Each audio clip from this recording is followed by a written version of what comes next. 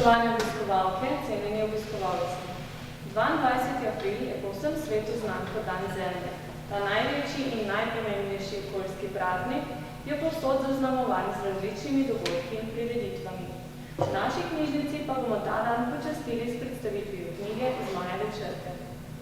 Na kratko lahko Zmajeve črte opredelimo kot geomagnetne črte, ki vdajajo zemeljsko oblo. Od same zore človeštva se je znanje o zmajevih črtah prenašalo skozi različne družbene ureditve.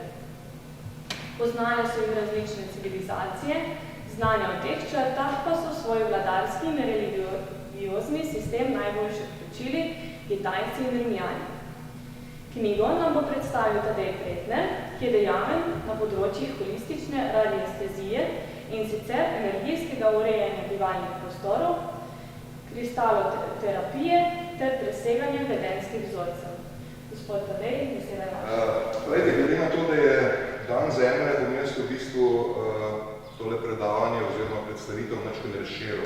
Ne bom govoril samo o zmajevih črtah, ampak še o drugih postavkah, bom rekel, žive zemlje, da vidimo, kako se v bistvu zemlja na nas odziva. Dama je že povedala, da so te zmajeve črte poznali že v daljni preteklosti, da gre v bistvu za ene energijske silnice, ampak zelo zanimivo je to, da se je pravzaprav znanje o njih skrivalo in da tudi danes pravzaprav zelo malo o tem vemo. Torej, te silnice, za razliko od nekaterih drugih, ki jih bom tudi omenil, za te je značilno, da predvsem to, da potencirajo tisto, kar se tiče človekove dejavnosti, potencirajo tisto, kar mi na njih damo. Daljni preteklosti, že ne tako daljni, tam, kar se je bančništvo razvilo, so na zmajeve črte radi banke postavljali. Bolnice so včasih postavljali na zmajeve črte, ne boste verjeli, klinični center in ves tisti kompleks z bolnico Ljubljane na zmajevi črti. Torej, to znanje ni bilo samo domena mogoče Kitajske ali pa domena Evrope, do istih stvari so prišli na različnih koncih. Mi pravzaprav tisto, kar so Kitajci pripravljeni pripovedati v zmajevih črtah, je tudi nek omejen del in kot sem rekel, mislim, oni jih uporabljajo pri Feng Shuiu, to je energijsko urejanje prostora, energijski sklad s prostorom, torej načrtovali so naselja v skladu z zmajevimi črtami, pomembne objekte so postavili na zmajeve črte. Pri nas v Evropi so pa te zadeve okoli zmajevih črt, pa njihovo energijsko delovanje najbolj poznali Kelti. Tam, kjer posamezna cerkev stoji na zmajevi črti, tam ponavadi najdemo kip svetega Mihajla, najdemo kip viteza Jurija, ki ubija zmaja, najdemo kip Marije, ki ima ob nogah kačo. Glejte, dejstvo je, da je pred leti že Marko Pogačnik napisal eno knjigo o zmajevih črtah v Ljubljani. Ampak Marko ni pravzaprav poštekal, da zmajeve črte potekajo v enem zelo pravilnem vzorcu. Pravijo Marijina črta, teli navpični pravijo Mihajlova črta, potem so pa še takole dve glavni črti, in sicer Jurijeva pa Nikolajeva, in te so energijsko najmočnejše. Kar je pa najbolj pomembno, takle vzorc se ponavlja vsakih 6 km. Se pravi, ko ti veš, kje imaš takole presečišče zmajevih črt, če na zemljevidu narišeš vzporednice na vsakih 6 km, lahko načrtaš pravzaprav omrežje zmajevih črt po celi Sloveniji. Takole sečišče, glavno sečišče zmajevih črt v Ljubljani je tam, kjer je bila včasih tovarna Rog. Bi še enkrat upozoril, da to, če imaš tam sečišče, pa če imaš eno stvar na zmajevi črti, ne pomeni nujno, da bo tam dobro laufal. Če slabo delaš, bo slabo laufal, še slabš kot bi. Gre čez Zmajski most, označen seveda Zmaj, Potem pride do centra Merkurja, smo rekli, z Merkurjem so označevali. Potem je tam nasprot Tromostovja je tista cerkev, mislim, da je frančiškanska, ne? Tista cerkev je na Zmajevi črti. Potem naprej gre gor po Čopovi, dve banki, kot sem rekel.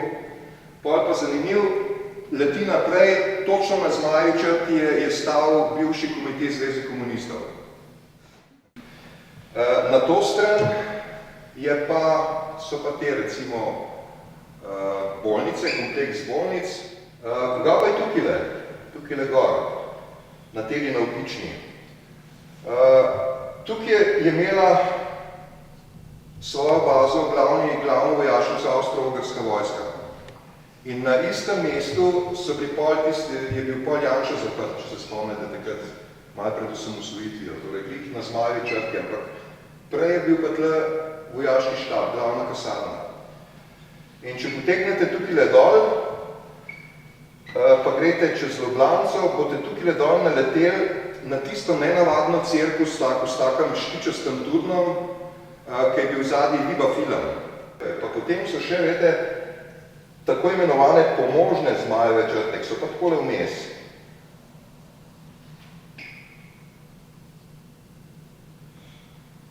Če se sprehajate po parku Tivoli, boste sred Tranka naleteli na eno kovinsko štango, ki je gor kovinski zmajček, na pomožni Zmajevi črti. Zanimivo je tudi to, da okoli leta 1980, tam se je v tako obdobju 10 let je Petrol masovno postavil bencinske črpalke na Zmajevih črtah. Kar se tiče tržnice, v originalu je tržnico načrtoval Plečnik na Šuštarskem mostu, včasih sem rekel Mesarski most in ta je točno na Zmajevi črti, seveda. Če mi nekaj naredimo cesto, tako da se po isti liniji leta in leta ljudje tam gibajo, pravzaprav naredimo prav neke energijske linije v tej eterični plasti zemlje in po tistih energijskih linijah teče neka energija, ki vpliva na vse, kar se tam okoli dogaja. In vse je v redu, dokler mi take energijske linije ne prekinemo. Podoben primer smo imeli tudi v Litiji, pravzaprav pri Litiji. Verjetno ste vsi več ali manj že bili na Bogenšperku, Valazorjevem gradu. Če si se postavil takole pred grad Bogenšperk, takole levo dol je bila lokacija starega gradu. Namreč star grad je bil nižji, pa je zgoril in po tistem požaru so gore višji naredili ta grad, ki ga zdaj vidimo. No, ampak dol je pa poleg lokacije, kjer je bil včasih grad, je bila pa ena razpadajoča kapelca pred nekaj leti. In zanimivo pa je bilo to, da okoli kapelce je bilo en kup zares zdravilnih točk. Takih točk, ki dejansko delujejo zdravilno. In potem sem še jaz pomagal, da je izlaupala ena akcija, da smo zbirali sredstva pa fizično pomoč za obnovitev te kapelce. Torej, tist moment, ko so obnovili kapelco, tistih zdravilnih točk okoli ni bilo več. In jaz sem tist spremljal kot dolg, mogoče 100 let, pa jih ni bilo, ne? Niso se pojavili. Pol, Drnovšek je bil še živ, je bil klik enkrat, par let nazaj je bil dan zemlje in me pokličejo ljudi, kaj sem pa za en zavod, ali pa so že, glavno so rekli, dan zemlje je, pa Drnovška smo povabili, daj tle vzem našega gozdarja, pa mu pokaž tam gor tiste zdravilne točke, da bomo znali Drnovšku pokazati, ne? Pa sem rekel, vseh ni več, ne? Pa sem rekel, pa z gozdarjem, kaj pa si nekaj zmislil. Da bi pač malo očarali Drnovška. Jaz grem z gozdarjem, kaj in malo te verjeli, spet so se pojavile točke tam, kjer so bile včasih. Se pravi, ko tok cajta mine, ko se te stvari umirijo, se postavijo stvari nazaj, tako kot so bile od začetka.